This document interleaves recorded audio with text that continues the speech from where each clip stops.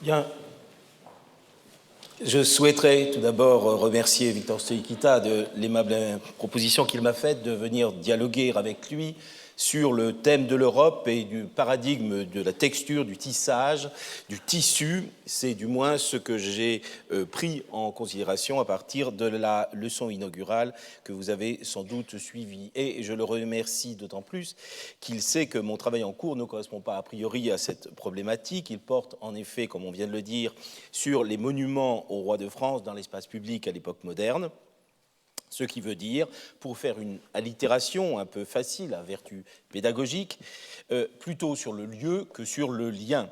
Mais le travail autour des projets du Bernin que nous venons de voir montre que l'on ne peut pas exclure l'un et l'autre, qu'il peut et il doit y avoir circulation pour penser, déterminer le point fixe qu'est le monument.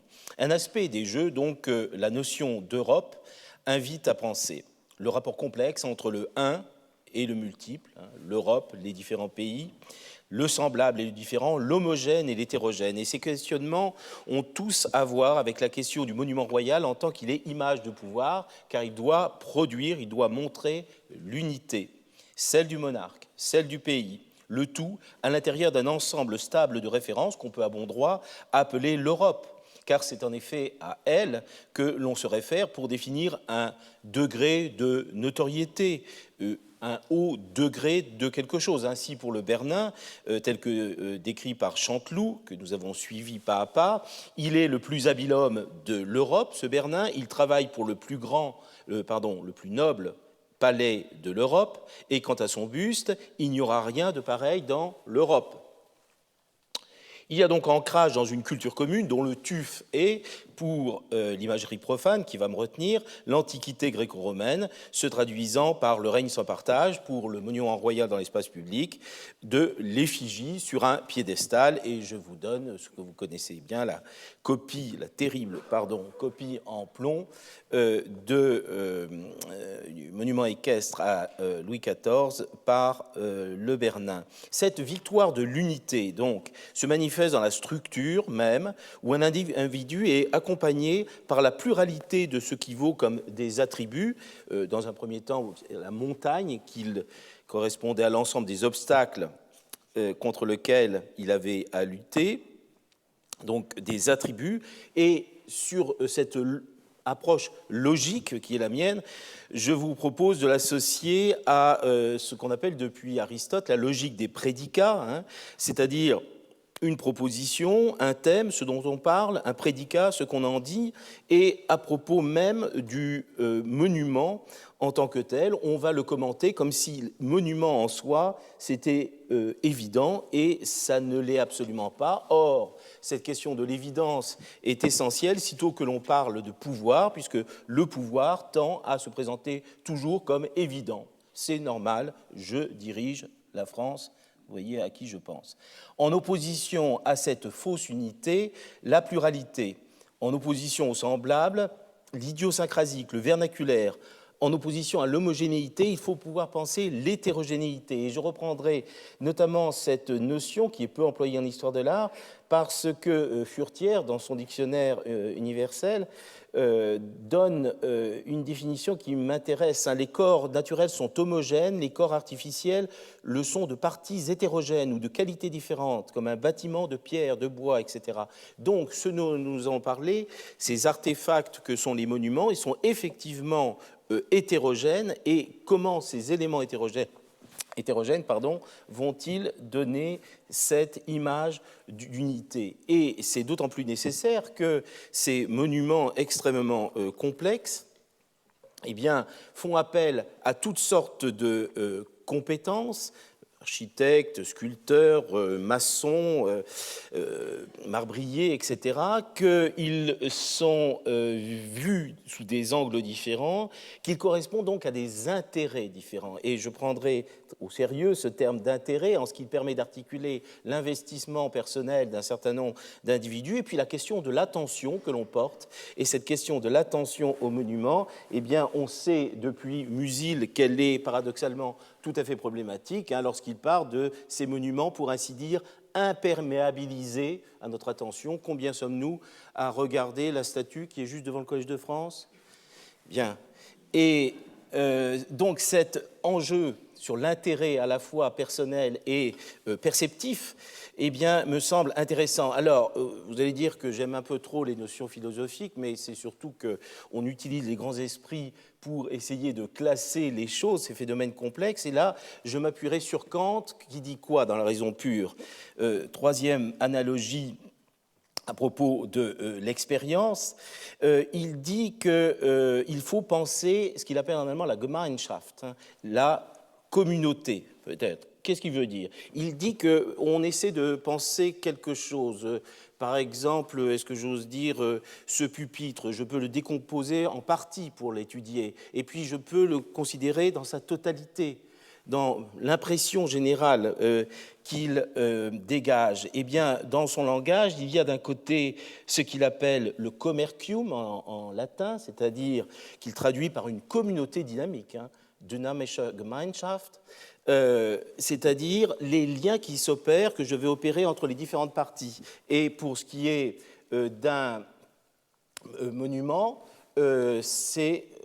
je vais y arriver, c'est la question justement de ces parties qui va être particulièrement problématique dans l'étude que j'ai à mener, puisque tout a disparu, il ne reste que ces parties, que ces disjecta membra, comme on dit, du monument. Et puis, il y a l'autre approche qui est ce qu'il appelle la communauté globale, locale Gemeinschaft, et en latin communius patii, c'est-à-dire cette approche que je vais qualifier de synthétique, parce que vous voyez se dégager cette espèce de polarité qui est très forte en Occident, synthèse, analyse, ou analyse et synthèse, discontinuité, continuité, figure et fond, lieu et lien, encore une fois. Et tout cela à propos eh bien, de cet ensemble complexe qu'est le monument, encore une fois, à partir de ces éléments, hein, c'est tout ce qui reste de ces si nombreux monuments des rois de France conservés en France, puisque durant la semaine après le 10 août 92 hein, et la chute effective de la monarchie, eh bien, le peuple parisien va détruire tout cela avant que ce soit fixé par un édit du 14 août 1792, mais il faut aller très loin, et j'irai loin, en hommage aussi à la trajectoire décrite par Victor Stoïkita de l'Italie à la France. Eh bien moi, pour rendre compte des monuments de France qui ont disparu, je vais aller à Copenhague, étudier ce monument de Jacques Sally, hein, à propos du roi du Danemark, Frédéric V, pour essayer de rendre compte eh bien, de cette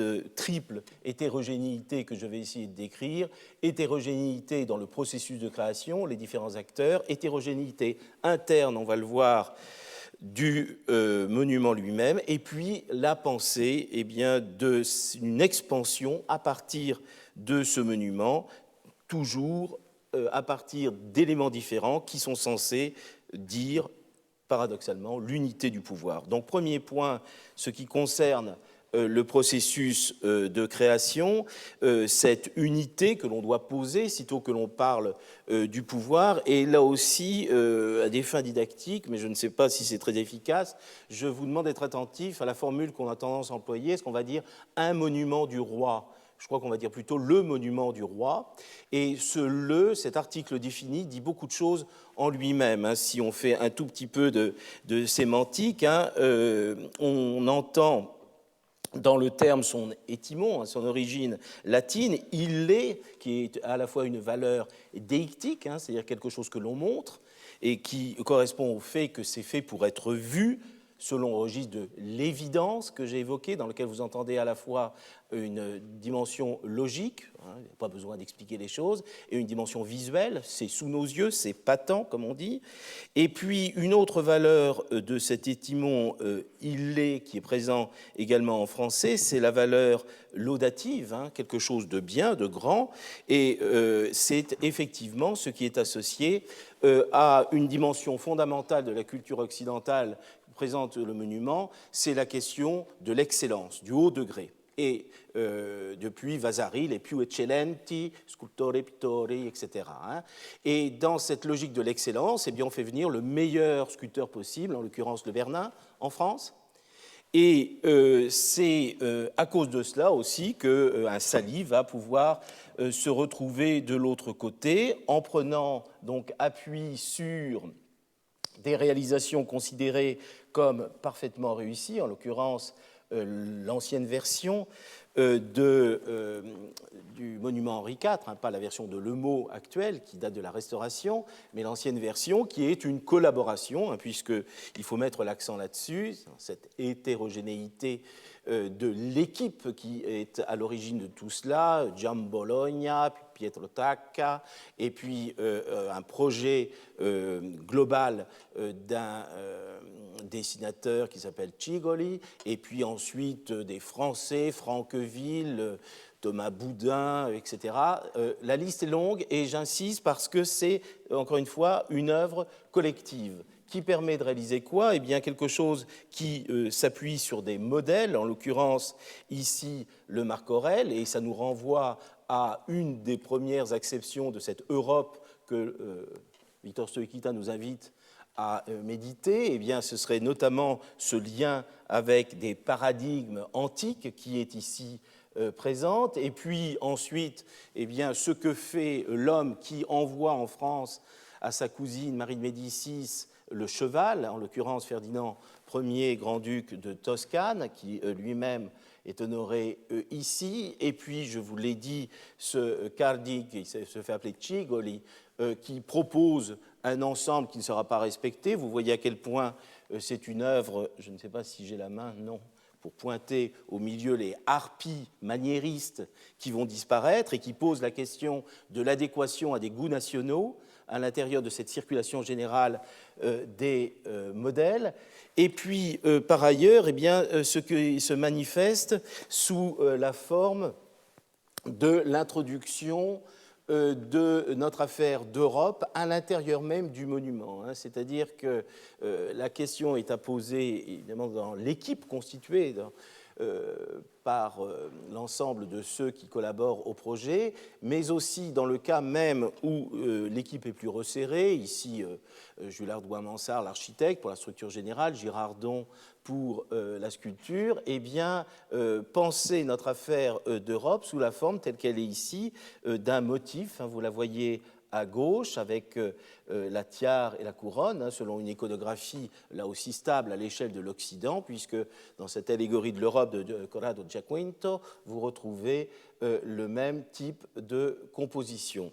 Et si je vous montre, évidemment, juste en passant cette image, celle-là, c'est pour que vous soyez bien sensibles au fait que ces images de pouvoir sont des potentialité, c'est-à-dire que ça aurait pu être autrement, que tout cela est à penser dans une sorte de spectre défini par un certain nombre de contingences elles-mêmes hétérogènes. Ça peut être le goût du temps, la mode joue un rôle important, l'émulation, la comparaison, la dimension financière, évidemment, qui en l'occurrence ici prévaut. Vous voyez comment on passe du système complexe que l'on a vu, ici par exemple, donc une Minerve, une renommée, et puis les 4 vertus, pour arriver à ce qui sera définitivement fait, c'est-à-dire cela est une étape ensuite, rien du tout, et soit vous dites, et ça n'est pas clair dans les textes, sources, qu'il n'y a plus d'argent dans les caisses, on le sait, mais on peut toujours en trouver,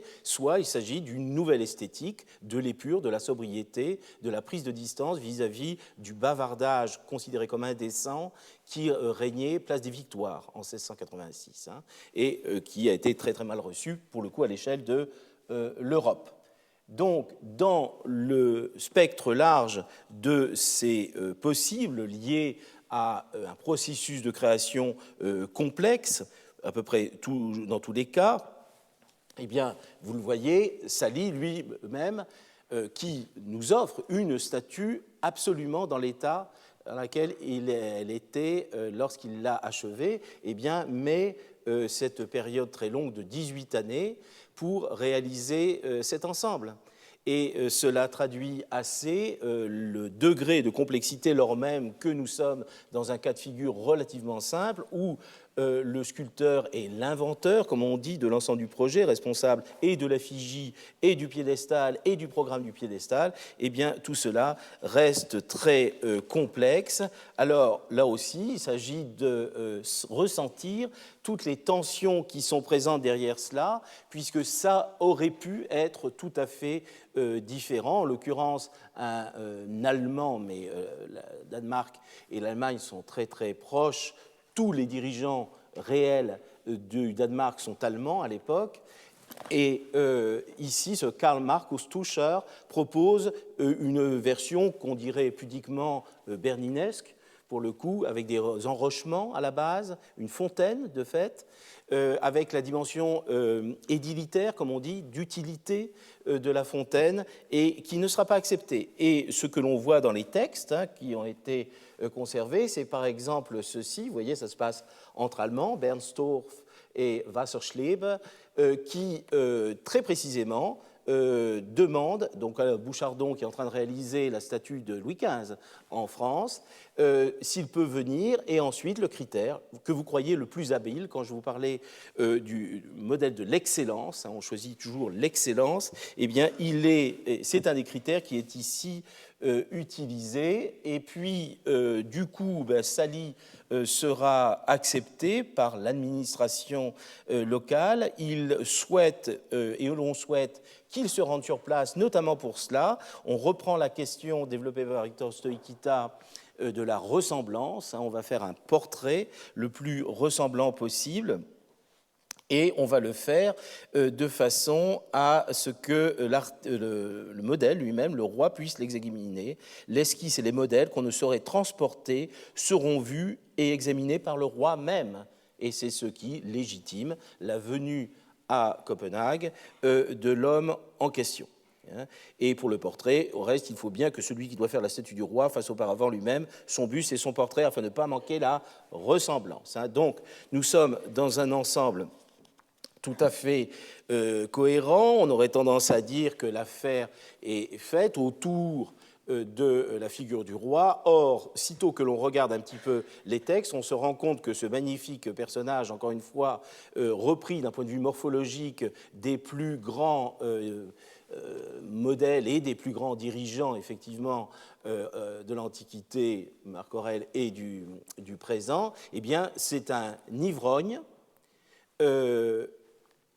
qui boite, qui aime beaucoup les dames, et qui travaille très très peu, et qui laisse tout son travail aux Allemands, dont vous avez vu les noms, autour de lui. Et donc l'écart ne peut pas être plus grand entre la réalité et la représentation, c'est bien clair, mais et c'est d'autant plus intéressant que ça n'est même pas la construction que nous connaissons en France d'un ministre qui, évidemment, gère ses propres intérêts, c'est bien clair, en faisant faire ses œuvres. Mais là, nous rentrons dans le monde nouveau de la sécularisation d'un XVIIIe siècle, des intérêts financiers. C'est ce dénommé Moltke, qui est à la fois une sorte de Premier ministre, est à la fois le directeur de la Compagnie des Indes orientales qui finance tout cela. Je n'ai pas dit Total. Je n'ai pas dit British Petroleum. C'est la même chose, vous voyez ce que je veux dire.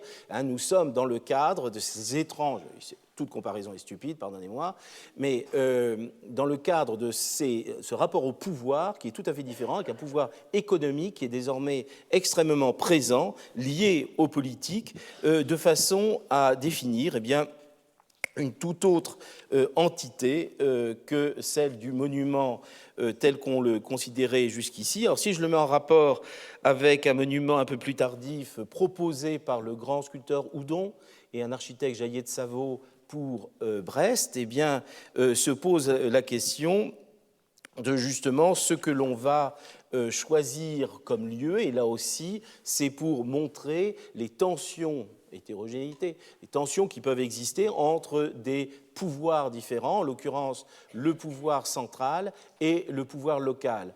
à Copenhague, pas de problème, c'est un nouveau quartier qui vient d'être créé, on met la statue, qui s'appelle Frederiksstaden, et on met la statue au milieu. En France, la tension entre pouvoir local et pouvoir central est importante, et si j'ai bien compris, elle le reste toujours.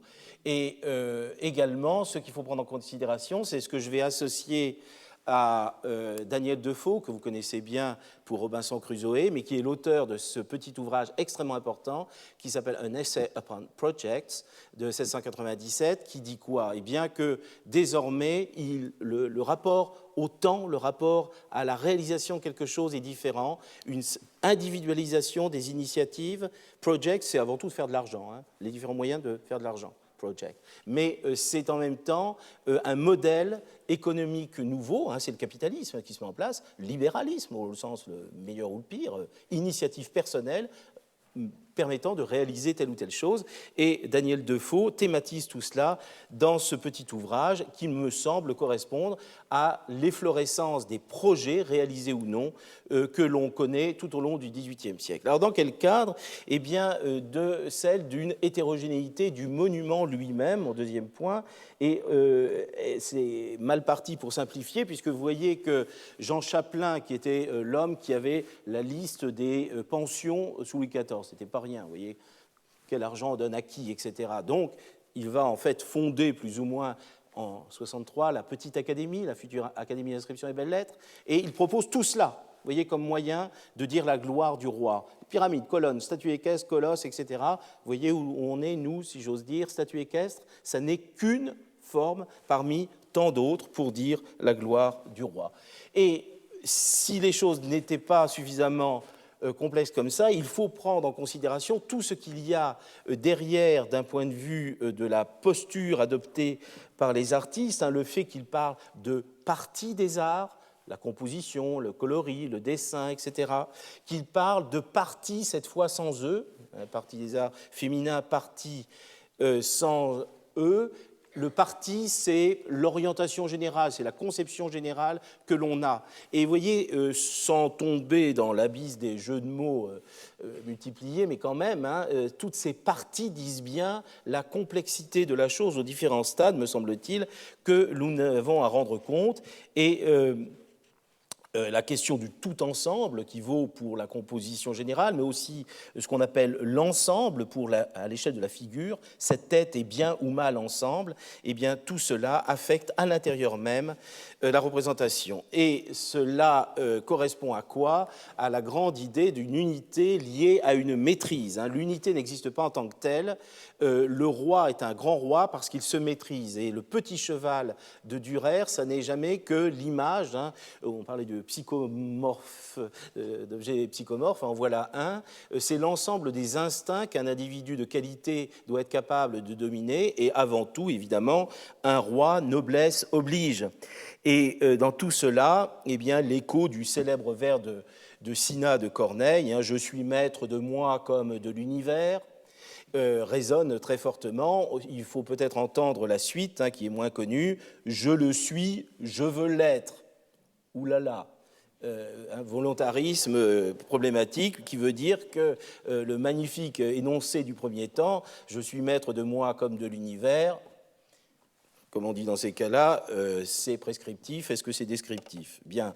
Et du coup, une sorte de prise en considération d'un chaos premier, qui est celui de la création, et nous avons la chance extraordinaire, vous voyez, j'ai triché comme tout chercheur, je vais chercher les choses où il y a des sources, bien évidemment, et Sally a écrit 2 lettres à Marigny, le directeur général des bâtiments, le ministre des Cultures, si on veut, des Beaux-Arts, à l'époque, dans lesquelles il décrit tout cela. Et il dit bien, c'est trouble. Les pensées se présentent en foule et s'entrechoquent, pour ainsi dire, les unes aux autres. Mais lorsque le feu poétique commence à laisser la place à la réflexion, etc., c'est bon, on arrive à la grande et noble simplicité. Tout le monde entend ici Winckelmann, edle Einfalt und stille Größe, noble simplicité et calme grandeur, et toute une esthétique qui est de fait celle de la domination. Alors liée à quoi? À des choses pas drôles, et que lui essaie de valoriser, eh bien, le fait qu'il n'ait plus la possibilité de réaliser un programme extrêmement complexe qui était le sien à l'origine, et qu'il arrive à ce qu'il appelle un démembrement. Vous voyez ce mot très fort de démembrement.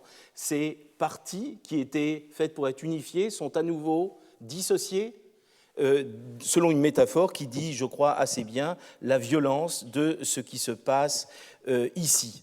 Et ce qui est également très intéressant, c'est de voir qu'au-delà de ce démembrement, eh bien, il y a la volonté de s'inscrire dans la mise en tension entre les traits universels, nécessairement universels, du portrait du roi de façon générale, parce qu'il doit justement, encore une fois, être situé au-delà de toute critique, au-delà de toute mise en cause de cette unité, mais en même temps, phénomène de fond associé au XVIIIe siècle de la sécularisation, là aussi, pardonnez les étiquettes dans ce qu'elles ont de simple, c'est la prise en considération du local, de ce qui est spécifique, de ce qu'on appelle le vernaculaire, par rapport à l'universel, et par exemple la langue vernaculaire par rapport à la langue véhiculaire qui est le latin ou le français dans l'administration, et on arrive à une réflexion d'un Sali sur les costumes. Est-ce que je lui mettrais le costume des anciens habitants du Danemark, les cimbres? Puis non, finalement. Alors que Henri IV, on le fait, à Pau, il y a une dédicace en navarrais. Il n'y en a pas beaucoup, hein. J'étais content de la trouver celle-là. Mais le caractère générique, c'est le latin. Il y a un débat sur un vernaculaire à l'échelle de la France. Vous voyez qu'on peut encore, dans certains cas un peu spectaculaires, descendre à une échelle inférieure. Et en tout cas, c'est la grande question de la vérité qui se pose ici. Je ne dis pas réalité parce que c'est un terme qui n'existe pas à l'époque moderne. Quelque chose, on dirait aujourd'hui réel, on dit à l'époque c'est vrai. Et il y a des débats tout à fait fascinants sur cet anneau. Alors vous voyez, on pourrait passer devant, dire bon c'est gentil, mais c'est un anneau, quoi, hein. Bon. Or, ce n'est pas seulement un anneau, c'est dire regardez comme je suis original, et il tient à l'être, hein, toujours original, la grande catégorie du XVIIIe siècle, parce que eh bien, c'est comme comme si c'était vrai. Vous voyez, il y a un édicule en marbre, je pose dessus avec un vrai crochet et puis un vrai anneau, un panneau de bronze, alors que d'habitude on ne se pose pas la question, on met le panneau, ce qu'on appelle une table d'attente, et ça ne fait pas question. Or ici, eh bien, on voit un Sali qui est comme obsédé par ce qu'on appellerait à d'autres temps, et dans ce lieu même, un effet de réel, hein, je pense évidemment à Roland Barthes, ce qui est réel, c'est vraiment que la chose est vraiment accrochée. Et vous voyez bien l'enjeu là-dedans, c'est une suspicion qui commence à naître très nettement vis-à-vis des discours de type universaliste que j'ai évoqués, et la volonté d'avoir un vrai roi, d'avoir un vrai monarque qui est représenté dans sa vérité, alors même qu'on sait que sa vérité, justement, dans son cas, est légèrement problématique. C'est que se développe tout un mouvement de contestation, vous le savez, hein, vis-à-vis de la chose, si ce n'est de la monarchie, le principe, mais vis-à-vis du roi, de certains rois. Et si je vous montre celui-ci, c'est qu'il fait l'objet de toutes sortes de critiques et de bons mots comme celui-là, ô la belle statue ou le beau piédestal, les vertus vont à pied et le vice à cheval. Bon, et alors ces vers de Mirliton ont l'intérêt de nous rappeler que ça n'est absolument pas parce que le pouvoir veut créer un effet d'évidence, d'unité, etc., que c'est le cas. Au contraire, il y a d'abord la volonté des artistes de créer ces étranges choses, ces centaines de dessins produits par Bouchardon montrent l'intérêt qu'il a, du quasi artistique, vis-à-vis de cela. Et puis surtout, il y a une tension profonde entre le dédicateur et le dédicateur, le dédicataire et le dédicateur, c'est-à-dire le dédicataire, celui qui est honoré par la dédicace qui se trouve devant, vous la voyez ici par exemple, et puis les dédicateurs, en gros ceux qui paient, et de fait on voit très souvent une mise en valeur de l'un et de l'autre. Ici le roi est honoré, mais à l'arrière, eh bien, c'est cette compagnie des Indes orientales qui l'est, et c'est le cas, vous le voyez, hein, c'est ce qui est à l'arrière, Soci Negotiationis Asiaticae, puisque c'est le nouveau nom de cette compagnie des Indes orientales, la compagnie asiatique, qui est ici mise en valeur. Et puis, autre signe que décidément les affaires deviennent problématiques, plus sérieux, qu'il y a une conception de la monarchie telle qu'elle récupère les notions de mérite, de travail, les notions bourgeoises, hein, qui vont justement l'emporter à partir du XIXe siècle, par des projets comme celui-ci, quand Étienne Pierre-Adrien Goüat propose de rajouter en 1780 à la statue bien connue de Henri IV, que nous avons vue, un Sully qui est devant. Il n'y a pas de raison de ne pas dire que le vrai travail n'est pas fait par tel ou tel. Vous voyez comment une logique de l'honneur, de la gloire, vient rencontrer une autre logique qui est censée être la nôtre, hein, du travail, du mérite, etc., et qui aboutit à ce genre de choses, à la transformation tout près de Copenhague, à Stockholm, d'un monument fait par un autre Français, hein, Pierre Hubert l'archevêque, par l'ajout de ce qui est devant, vous le voyez. Sergel, qui est son élève, rajoute eh bien, ce comte Oxenstierna, qui est de fait le Premier ministre, l'homme actif, et qui vient en contrepoint du premier monument. Et dans tout cela, eh bien, de cet effet de réel, hein, l'aboutissement, là aussi je pense que vous le connaissez, c'est cet extraordinaire piédestal de la statue de Pierre le Grand par Falconet, hein, puis qui est un vrai rocher que l'on passe beaucoup de temps, avec beaucoup de difficultés, que l'on ramène dans la ville de Saint-Pétersbourg, avec là aussi la volonté eh bien, de dépasser ce qui pourrait être considéré comme une simple rhétorique désormais tournant à vide. Alors, cela veut dire que, et c'est mon troisième et dernier point, que l'on doit prendre en considération eh bien, le fait que l'œuvre ne vaut pas en tant que telle. Elle vaut dans cette communauté dont parlait Kant, hein, et vous avez vu l'intérêt du terme, c'est qu'il permet de décrire, au-delà de ce que le terme a de trop politique en français, Gemeinschaft, hein, les liaisons qui existent entre les éléments de l'équipe qui réalise le piédestal, entre ensuite les éléments du piédestal, et puis ensuite, d'un point de vue là, plus nettement sociopolitique, à l'intérieur d'un ensemble où se situe la limite de cette communauté. Alors, tout et tour est ornate. Ah, le début a sauté, je suis désolé. Tout et tour est ornate. Hein. Cette formule qui figure sur un jeton de la ville de Paris de 1699, hein, produit à l'occasion de l'inauguration de la statue de la place Vendôme, a l'intérêt de mettre en exergue deux notions fondamentales de la valeur du monument, censée l'être, hein, c'est-à-dire elle protège et elle orne, dimension ancienne, propitiatoire, magique, etc., dimension moderne d'inscription dans les embellissements tels qu'ils se développent dans le Paris de l'époque, et tout cela pose la question qui est, je crois, essentielle pour notre maître commun, Louis Marin, qui était celle de la force. Et alors, Louis Marin, affinant tellement ses études, sait bien que l'œuvre ne fait pas effet directement, c'est au contraire de façon négative par ce qu'il appelle la réserve, c'est-à-dire la non-manifestation, que la manifestation du pouvoir est la plus efficace, mais tout de même, moi j'aurais tendance à me demander si dans tout cela il n'y a pas des mondes différents. Vous voyez, tous les polygraphes intellectuels, si j'ose dire, qui tournent autour des cercles de pouvoir, posent cette efficace de l'œuvre. Je n'en suis pas du tout persuadé en ce qui me concerne. Quand on regarde les textes comme celui-ci, un texte critique hein, de Claude Le Petit, vous voyez comment il traite, en l'occurrence, le Henri IV. Hein.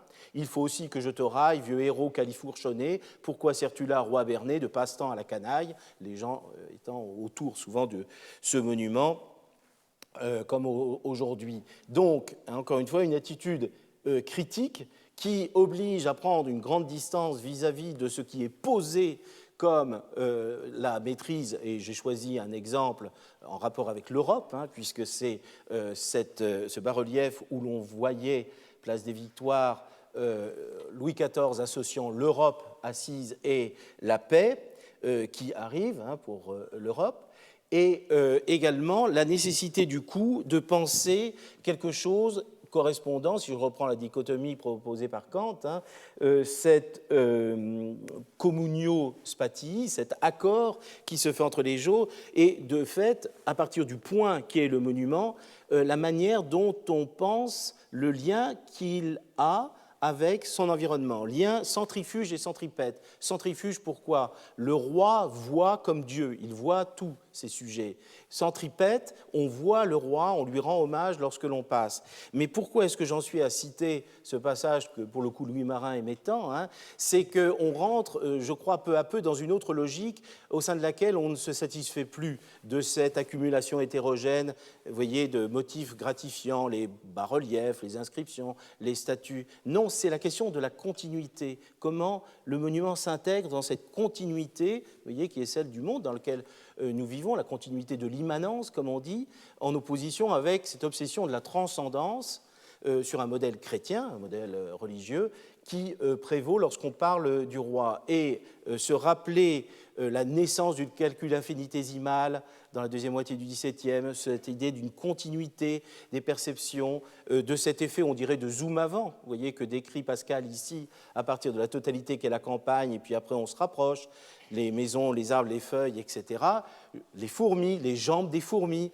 eh bien, cette évolution sans solution de continuité, comme on dit, est très importante, me semble-t-il, pour penser ce qui va se développer plus tard au XVIIIe siècle, c'est-à-dire une pensée de l'adéquation entre le pouvoir tel qu'on essaie de le représenter, et puis une nouvelle dimension, le territoire. Ce territoire, alors, qui prend une forme habituelle et très ancienne, elle remonte à Vitruve, autour de la figure d'Inocrate, enfin de ce colosse que proposait un architecte, Alexandre le Grand, un colosse taillé dans le mont Athos, mais peu à peu, des modèles plus complexes, comme à Brest, Jaillet de Savo et Houdon proposaient, vous le voyez, décidément je n'ai pas de pointeur, mais au bout de la presqu'île, non, de la presqu'île, il y a une sorte de cercle de cible, et c'était une tour, on disait la tour de César, et il proposait de mettre la statue du bon roi Louis XVI sur un mauvais César. Tout d'un coup, César devenait le méchant, et au-dessus, il y avait le bon, et toute cette stratification traduisait en un petit espace l'évolution de l'humanité, vous voyez, au travers des règnes, jusqu'au bon roi. Et cette métaphore archéologique est fondamentale parce qu'elle va permettre de réfléchir à une nouvelle manière de dire la grandeur du royaume sans passer par la figure du roi. C'est développer un ordre français comme ce Ribard de Chamoux qui utilise les arbres, cette idée d'une genèse à partir du sol national qui se fait. J'ose, je vis dangereusement, mettre en rapport ce que nous avons évoqué, la draperie flottante au-dessous, la picciola basa qui était en dessous, et le vrai traumatisme, vous voyez bien ce glissement du côté du vrai, qu'a été en 1755 le tremblement de terre de Lisbonne, qui a appris à tout le monde qu'on n'était pas grand-chose, et dont justement l'idée même du pouvoir de la monarchie et le développement de ce mouvement que je qualifie d'aniconique, dont disparaît l'icône, la figure, mouvement aniconique, eh bien, se traduit par le fait que, il n'y a quasiment pas de réalisation de monuments à Louis XVI. Deux, quand il y en a, c'est ce genre de choses, des représentations aniconiques comme l'obélisque de Port-Vendre, représenté ici, et tout cela pris dans un mouvement général favorisant une transcendance qui passe par le jeu des formes pures, comme dans cet hôtel de l'Agathée-Tuquet, du hasard ou du sort favorable que le jeune Goethe a créé dans les jardins de Weimar, et que, retour en Danemark, décidément je suis payé par l'Office de tourisme, avec cet ensemble produit par le sculpteur Wiedewelt de Jägerspreis, dans lequel il mettait les grands hommes de Norvège et Danemark, c'était le même royaume, l'idée de cette pluralité désormais des pouvoirs, le respect du principe de mérite qui est ici présent. L'aboutissement en étant, en France, l'Élysée du musée des monuments français, dans lequel il y avait des tombes, des cénotaphes, juxtaposés des grands hommes, et dont Pierre Le Grand aussi rend compte de cette manière, clin d'œil à l'Europe. Quel autre en Europe présentera un spectacle aussi singulier, aussi piquant et aussi nouveau, et quel est le Français ou l'étranger qui, voyant réuni ce que nulle part on n'a même projeté de recueillir, ne s'empressera de le connaître et accourra y étudier cette partie de notre histoire primitive, qui d'ailleurs est l'histoire commune de l'Europe. L'histoire commune de l'Europe. Et c'est effectivement dans cet imaginaire d'une continuité qui serait celle d'un sol commun au sein duquel il y a en l'occurrence les tombes, mais également toutes sortes de choses, qu'il faut sans doute penser la nouvelle manifestation du pouvoir en étant conscient du fait que désormais une pensée s'élabore à toutes sortes d'échelles. On l'a vu, la place, la ville, l'État qui va devenir un peu la nation, et puis l'Europe, et puis un monde désormais abordé d'un point de vue scientifique avec ces très étranges monuments que sont ces obélisques qui scandent la méridienne que l'on a dessinée peu à peu en France, des monuments des années 40, mais qui partent du schéma ancien de la méridienne, et donc la géodésie, comme on dit, la mesure de la Terre, rajoutant encore une autre couche, si j'ose dire, dans la réflexion générale sur le territoire et reléguant très loin de nos yeux la figure du monarque, clin d'œil à nos pas dans Paris, et les 160 petites rondelles sous vos pieds décrivant le méridien est dû à Jan Dibetz en l'honneur d'Arago. Alors, finalement, dans tout cela, eh bien, on peut se demander si la meilleure des représentations de ce que j'essaie de dire pour la nouvelle modalité de la figure du pouvoir n'est pas une forme ancienne, ce très fameux frontispice du texte fondamental en sciences politiques qui est le Léviathan de Hobbes par Abraham Boss, et dans lequel il y a un effet de confusion qui s'opère entre un paysage, le monarque, les figures qui sont à l'intérieur et celles que l'on trouve encore plus précisément, mais en notant bien qu'il ne s'agit pas d'un monument, il s'agit d'une représentation, et c'est tout. Et tout ce que l'on a ensuite, eh bien, c'est la vulgarisation de cette image multiple du haut degré, je n'ose même plus dire de pouvoir, au travers des biscuits que l'on vend à la manufacture de Sèvres, représentant et disséminant un peu partout les grands hommes de la France à partir, disons, de 1777,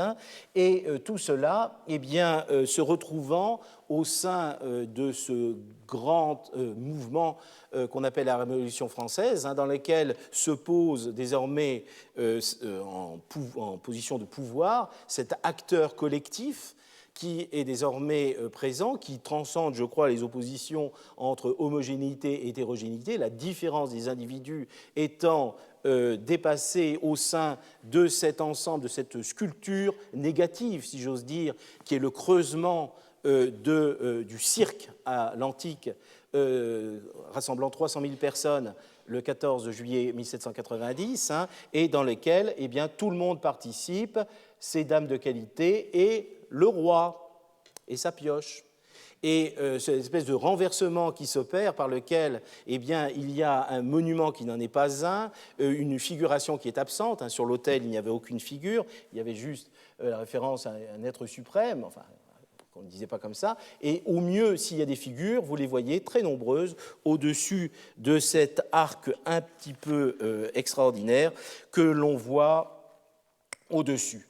Et tout cela ayant pour conséquence eh bien, la mise à bas sans aucun problème, je vous ai dit, à partir de la semaine du 10 août 92, de l'ensemble de monuments. Si vous conservez quelques traces au Louvre de ces choses-là, c'est captif, c'est au nom de l'art, parce qu'on considère que c'est de l'art, et c'est aussi parce que c'était les perdants, les captifs, et que du coup les révolutionnaires les considéraient comme des victimes comme eux de la monarchie. Alors du coup, eh bien, qu'est-ce qui reste? Pas grand-chose. On a, je vous dis heureusement, un monument conservé place Amalienborg à Copenhague. Et puis, si je vous montre ce Hammershøi qui est superbe, c'est pour se demander si finalement, dans tout cela, il n'y aurait pas la victoire de la deuxième dimension que j'ai associée à Kant, enfin que Kant nous proposait, cette communauté locale et non pas cette communauté dynamique des échanges. C'est en effet quelque chose de holiste, comme on dit, de global, qui prévaut une atmosphère,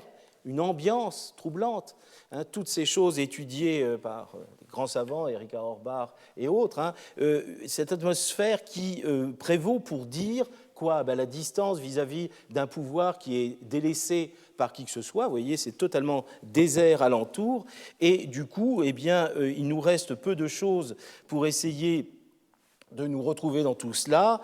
Décidément, vous voyez, encore le Danemark, j'ai un peu fait exprès, le Danemark prévaut, et à Paris même, puisque la Grande Arche, je vous le rappelle, était la Grande Arche de la fraternité, était censée assurer justement cette unité à l'échelle de l'Europe que nous essayons de décrire, quel qu'en soit le résultat, avec des effets tout à fait importants, les sources de l'Europe. Il y avait un service justement sur l'Europe à l'intérieur qui, évidemment, a fermé ses portes. Tout cela étant censé permettre la liaison avec la vieille culture française, selon un axe avec un décentrement de 6 degrés 30 correspondant à celui entre la cour carrée et l'axe des Champs-Élysées, on le retrouvait à l'autre bout, et bien tous ces effets qui intègrent notre figure de départ, vous voyez, je ne suis pas sûr qu'ils soient perçus par le touriste moyen, par nous-mêmes. Et donc, c'est vraiment la question de l'efficace de tout ce que j'ai essayé de construire, du discours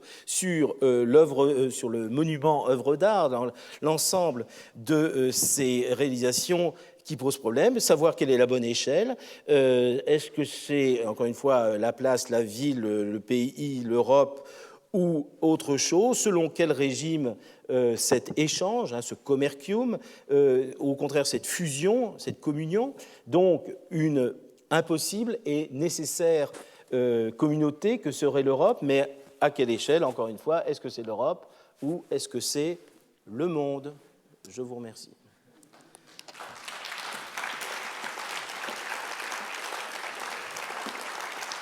Merci beaucoup, Étienne Jolet, pour cet exposé tellement riche qui vient compléter, mais aussi mène beaucoup plus loin ma propre réflexion dans la leçon sur Bernini. Puisqu'on y est, je voudrais revenir à l'image d'ouverture, à l'image de clôture, qui est Marcus Curtius. Voilà. Alors, merci de l'avoir montré, d'avoir parlé. Peut-être qu'il faudrait en parler un peu plus parce que c'est un monument qui pose vraiment un problème. Je le laissais de côté justement en parlant de Bernini à Paris parce que c'était une de ses œuvres polémiques qui n'a pas abouti, le portrait équestre de Louis XIV, qui n'a pas plu. Et ma question est la suivante. Donc, je fais référence justement à ce que vous dites, la statue est le lieu, donc l'environnement. Alors, on sait très bien que cette statue n'a pas plu, elle a été exposée longtemps au Versailles, mais moi, je dirais presque pas comme monument public parce qu'elle était presque cachée au fond du jardin. Personne ne la voyait. Moi, je me rappelle, il y a des années, j'ai dû lutter avec les gars pour pouvoir approcher cette... on ne la voyait pas. Donc, c'était un monument en intention publique, mais qui était caché. Par le déménagement, là où elle est maintenant, Louvre, beaucoup de choses changent. Comment est-ce que vous voyez donc aussi cet aspect de politique artistique, donc la statue à l'endroit aujourd'hui? Oui, c'est tout à fait la question. Je crois que Simone Hogg, qui avait fait un excellent petit livre sur cette statue, avait trouvé la formule délicieuse. Le Louis XIV du Bernin, une statue déplacée. Bingo, parfait. Puisqu'on entend tous à la fois le déplacement dans l'espace et puis le fait qu'il n'y ait pas convenance, comme on dit dans la rhétorique de l'époque moderne, ça ne va pas. Ça n'est pas adéquat à l'identité de la personne représentée, puisqu'on trouvait que toutes sortes de traits ici posaient problème. Donc on connaît bien l'historique de la chose. Il propose en 1665 cette statue. Il commence à y penser en 1667. Il fait réaliser concrètement la chose par les élèves de l'Académie de France à Rome de 1671 à 73. Et puis il faudra attendre 1685 pour que ça arrive à Paris. Vous voyez, on était très pressés. Et là, immédiatement, le roi dit niet, ça ne va pas. Et 2 ans après, Girardon, le grand sculpteur, refait la base, fait passer de cette montagne, je vous l'ai dit, allégorique de l'ensemble des obstacles, des adversités que rencontre tout grand homme, c'est un topos, évidemment, à ce Marcus Curtius, l'homme qui se sacrifie pour Rome en se jetant dans un abysse plein de flammes, qui est représenté ici. Donc, vous voyez une logique et une tension au moment même de sa création, si j'ose dire, le règne de Louis XIV, et puis aujourd'hui, il serait fabuleux, alors je pense que Simonog a dû le dire, de savoir dans quel cerveau et quel hémisphère du cerveau de tel haut fonctionnaire Louis XIV a été choisi pour avoir cette position emblématique. Merci. Personnellement, j'aurais d'autres questions parce que votre exposé était tellement riche, mais peut-être qu'il y a des questions ou des remarques, des commentaires dans la salle.